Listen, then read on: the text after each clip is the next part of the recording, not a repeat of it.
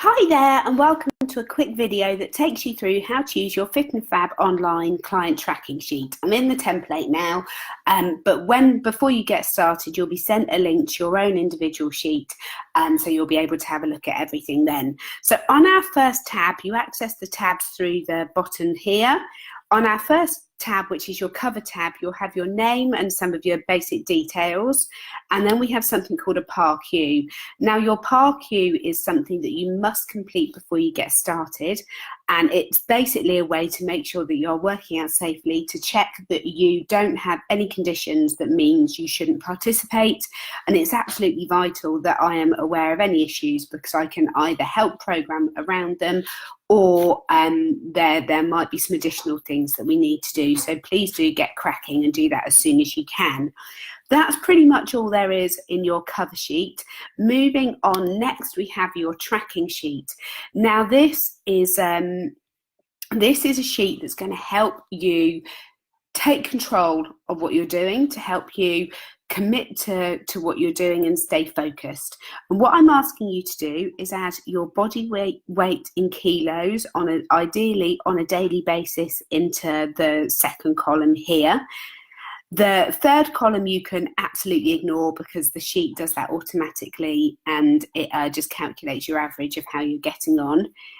And then what I'm asking you to do for each day is to add in the total amount of calories, protein, fat, carbs, and fibre you've eaten. You'll be able to find all of this information through MyFitnessPal, and if you're not sure of how to find it, let me know and I can show you.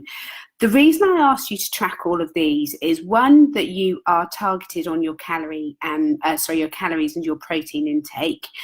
But if you ever hit a point where you're struggling and things aren't working the way that you want them to, we can look at how much you're eating and what it breaks down into, and we can look at identifying some trends.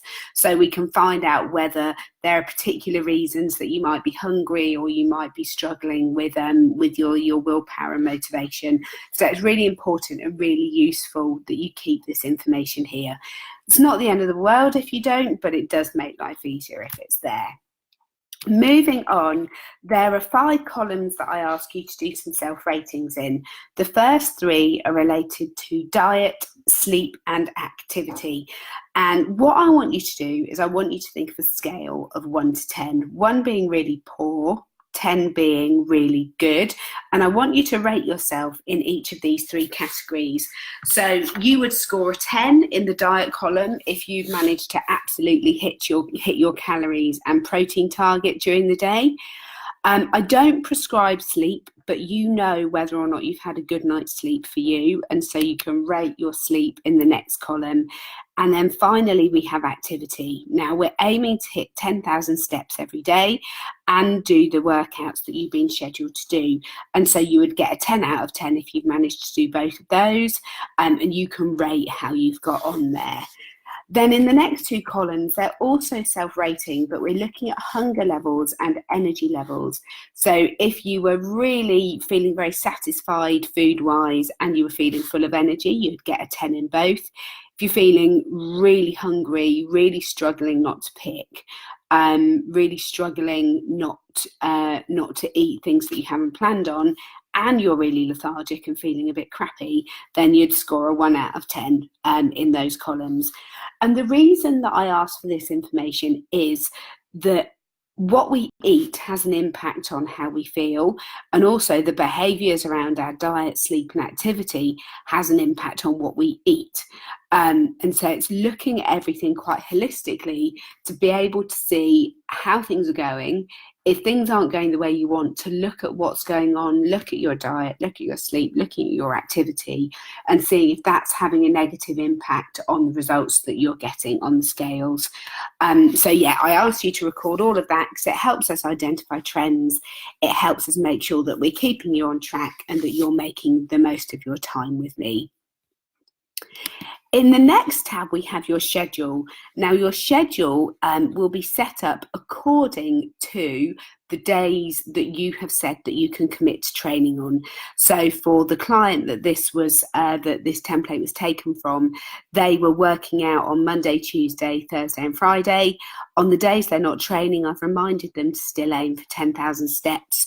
And then throughout the program, there's 3 times where I've asked them to take measurements and take progress pictures as well. I ask you to say whether or not you've completed each thing, and I give you a column for some notes. So if there's anything you want me to take a look at, I can do. And it's just a reminder of whether you particularly enjoyed a workout, whether you hated a workout, whether you were feeling really rubbish. And it's just a nice way of being able to record everything. You also have this area here where you can record your measurements, and in the very last tab we have a guide to measuring yourself. If you prefer to fill in your measurements in there, that's fine too. In the 4th tab across, we have our workouts and other resources.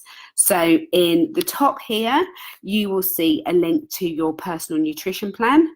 Then underneath that, we have a link to all of your at-home workouts. Under that, we've got a link to all of your recipe packs. You will have received a lot of them as part of your emails to get you all set up and ready to go. There are a couple more that are in there that you can take a look at. And then in this final link, we have all other resources.